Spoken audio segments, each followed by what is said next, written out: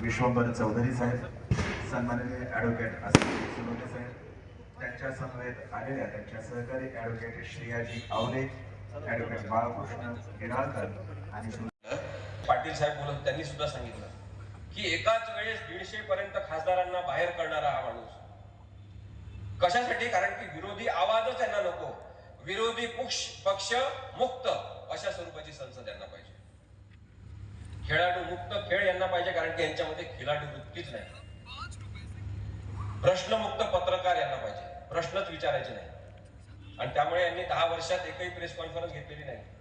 अमेरिकेमध्ये एकच प्रश्न विचारू दिला त्यांना तर ते घाबरगुंडी उडाली, कारण की टेलिप्रॉम्प्टर इकडे थोडं बघायचं, इकडे थोडे बघायचं, आणि कधी टेलिप्रॉम्प्टर बंद पडला की तत्तापापा करायचं. पाहिलेलं आपण व्हिडिओ होता त्यांचे उपलब्ध. एंटायर पॉलिटिकल सायन्स मध्ये नकली डिग्री असलेला हा माणूस बोलूच शकत नाही पत्रकारांशी. बाकीचे सगळे पत्रकार जाऊ द्या, उस्मानाबाद मधल्या काही तटस्थ माध्यमातील आणि पत्रकारांना नरेंद्र मोदीला बोलावून उत्तर द्यायला सांगा, देऊ शकतात का बघा. आणि म्हणून मला असं वाटते की आपल्याला जर यांनी युद्ध सुरू केलं असेल तर ही लढाई आपल्याला लोकशाहीची म्हणून लढली पाहिजे. हे सिनेमे काढतात, बेकार सिनेमे, बोगस सिनेमे, खोटारडेपणावर आधारित सिनेमे. 370 नावाचा सिनेमा मी अजून पाहिलेला नाही, ट्रेलर पाहिलं मी, पण आपल्याला मी नक्की सांगू शकतो की हा बोगसपणावर आधारित सिनेमा. कोणत्या कोणत्या फाईट्सची नावं देऊन एक सिनेमे काढतात. लव जिहाद बद्दल यांचे पाळीव पत्रकार 4 जण, कोणते आजतक, मला वाटतं इंडिया टुडे आणि नवभारत आणि कोणते तरी आणखी एक चॅनल, जी न्यूज, रिपब्लिक नाही, रिपब्लिक याच्यामध्ये नाही, पण 4 इतर चॅनलवर सर्वोच्च न्यायालयाने सुद्धा ताशेरे ओढले. आणि एवढंच नाही तर त्यांची जी अपेक्स संस्था आहे ब्रॉडकास्टिंग असोसिएशनची, त्यांनी यांना दंड ठोठावला आणि यांना सांगितलं की तुम्ही प्रत्येक निधर्मी विवाह किंवा धर्मामध्ये, म्हणजे मुस्लिम हिंदू, हिंदू ख्रिश्चन अशा धर्मांमध्ये होणाऱ्या विवाहांना तुम्ही प्रत्येक विवाहाला लव जिहाद म्हणू शकत नाही. आणि तुम्ही निराधार स्वरूपाच्या तथ्य न तपासता वस्तुस्थितीला धरून नसलेल्या बातम्या दाखवलेल्या आहेत, याच्याबद्दल यांना दंड सुद्धा ठोठावलेला आहे. आणि तो सुधीर चौधरी, आपले विश्वंभर चौधरी चांगले आहेत, तो सुधीर चौधरी हा वाया गेलेला पत्रकार आहे. अमिश काय त्याचं देवगण आणि अजून 2-3 जण हे विषारी पत्रकार नरेंद्र मोदी आणि अमित शहा प्रवृत्तीची देणगी आहे भारताला, ज्यांनी माध्यम व्यवस्था पोखरून काढली. यांच्या चॅनलवर बंदी घाला, बघूच नका.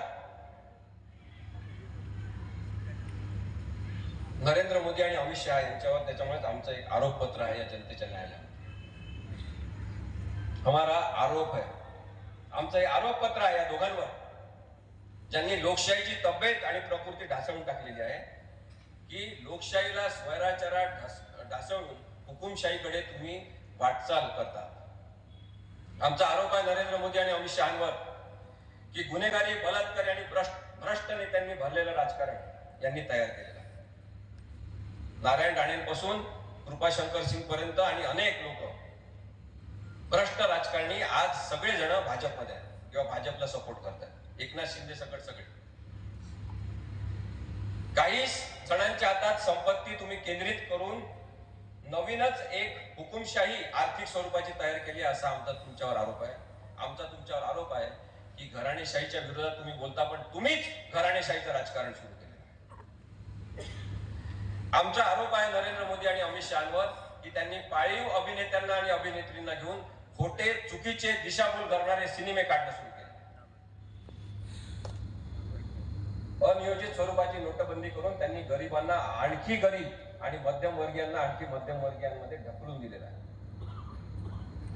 द्वेषयुक्त भाषणांमध्ये केंद्रशासित प्रदेशांमध्ये एक प्रयोग सुरू झालेला आहे. यांनी काही जणांना वचन दिलेले आहे नरेंद्र मोदी आणि अमित शहांनी की तुम्ही आम्हाला तुमच्या राज्यातून खासदारकीच्या सीट निवडून द्या, राज्य तुम्ही सांभाळा, तुमचाच पक्ष राज्यामध्ये सांभाळा, तुम्ही मुख्यमंत्री करा, आम्ही त्याला सगळा सपोर्ट करू, असे वचन ते देत आहेत. याच्या मागे जे षडयंत्र आहे ते आपण समजून घेतलं पाहिजे. सेपरेशन ऑफ पॉवर्स जे तत्व मगाशी मी सांगितलं आपल्याला, ते भ्रष्ट करण्याचा सातत्याने यांचा प्रयत्न सुरू आहे, जो दिल्लीमध्ये यांनी प्रयोग करून बघितलेला आहे की नायब राज्यपाल तिथले पातळीचे असतात, त्यांचे अधिकार यांनी वाढवून टाकले. कारण की अरविंद केजरीवाल शिक्षण, आरोग्य, महागाई या प्रश्नावर झपाट्याने काम करायला लागले. तर यांनी नायब राज्यपालांचे अधिकार वाढवून टाकले. त्याला आव्हान देण्यात आलं आणि ते आव्हान सुप्रीम कोर्टाने ऐकून घेतलं नाही दुर्दैवाने. आणि नायब राज्यपालांचे अधिकार हे जास्तीचे वाढीव स्वरूपात आज आपल्याला दिसतात. याचाच अर्थ तुम्ही मुख्यमंत्री कोणी व्हा, आम्ही राज्यपालांच्या किंवा नायब राज्यपालांच्या तर्फे आमचं राज्य चालू. हा जो अरेरावीचा प्रकार आहे तो लोकशाहीला मारक आहे. लोकशाहीला तसं मान्य नाही. राज्यपालांनी राजकारण करण्याचा जो प्रकार महाराष्ट्रामध्ये भगतसिंग कोश्यारी या अत्यंत उद्धट माणसाने आणलेला आहे तो आता सगळीकडे प्रचलित होत आहे. कदाचित भगतसिंग कोश्यारीला यांनी सांगूनच पाठवलं होतं की असंच उद्धट राजकारण, लोकशाही विरोधी, संविधानाचा अपमान करणारं राजकारण करायचं. शिवसेनेच्या त्या जनता न्यायालयामध्ये मी यांना काहीतरी फालतू असा शब्द वापरला तर लगेच पाळीव काही जण लोक माझ्या अंगावर आले. फालतू हा शब्द गव्हर्नर बद्दल कसा वापरला? शब्द चांगला वापरून सुद्धा मी बोलू शकतो. त्या दिवशी कदाचित उत्साहाच्या भरात मी बोललो असेल, परंतु हा माणूस त्याच लायकीचा आहे.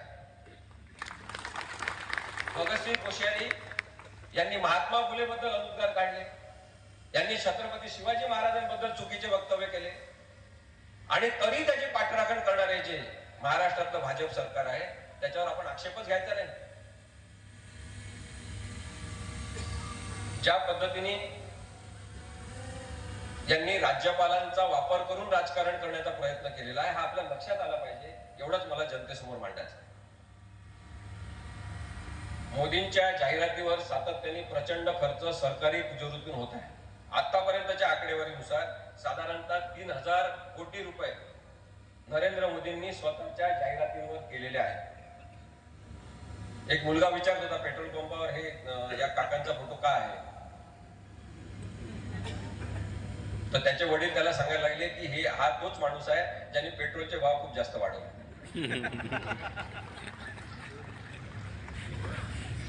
आपल्याला मोदींची प्रवृत्ती समजून घेतली पाहिजे.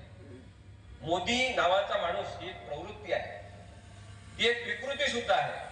आणि म्हणून माणूस म्हणून याचं अनालिसिस या माणसाचं आपण केलं तर आपल्याला दिसेल की स्वतःवर अत्यंत खुश असलेला, स्वतःवरच प्रेम करणारा, काही धर्मांचा प्रचंड द्वेष करणारा, खुनशी स्वरूपाचा हिंसक प्रवृत्ती डोक्यात असलेला हा माणूस.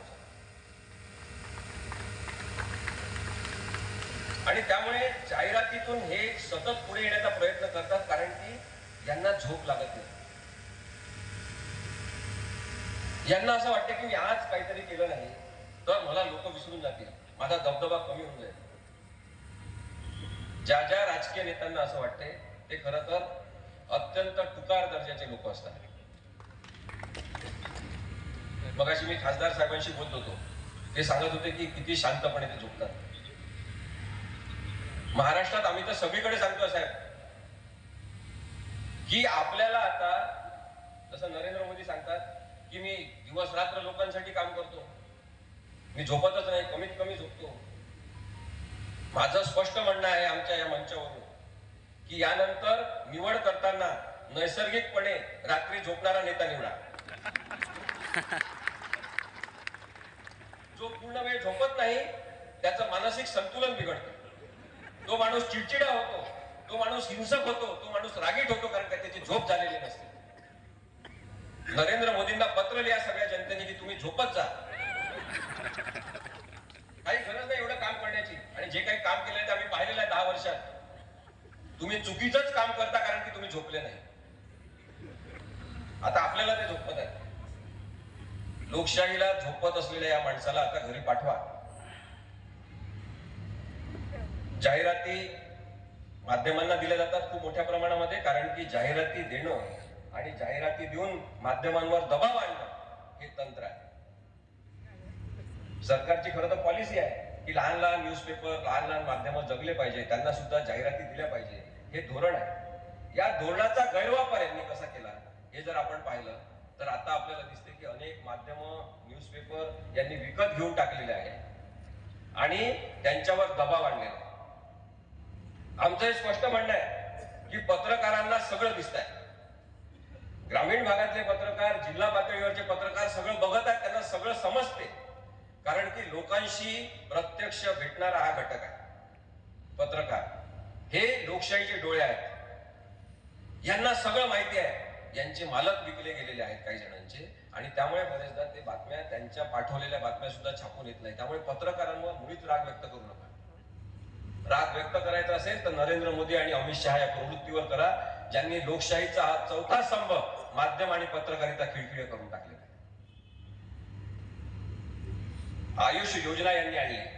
असीम सरोदे सर, तुम्ही गळचेपीचं उदाहरण सांगितलं, रेडिओचं उदाहरण सांगितलं. तुम्हाला फक्त महिन्याच्या दर शेवटच्या रविवारी प्रसारित होणारा एक मन की बात कार्यक्रम माहित आहे तुम्हाला? आत की कदाचित आमच्याकडे एक चर्चा आहे की गर्दी जमा होऊ नये म्हणून इथे एक मनोरंजनाचा कार्यक्रम पलीकडच्या ग्राउंडवर ठेवलेला आहे. हा प्रश्न होता, मात्र ह्या गर्दीने हा प्रश्न निकाली काढला. आणि असीम सरोदे सर, आता आपण म्हणालात की गळचेपी केली जाते, तुम्ही रेडिओ मगाशी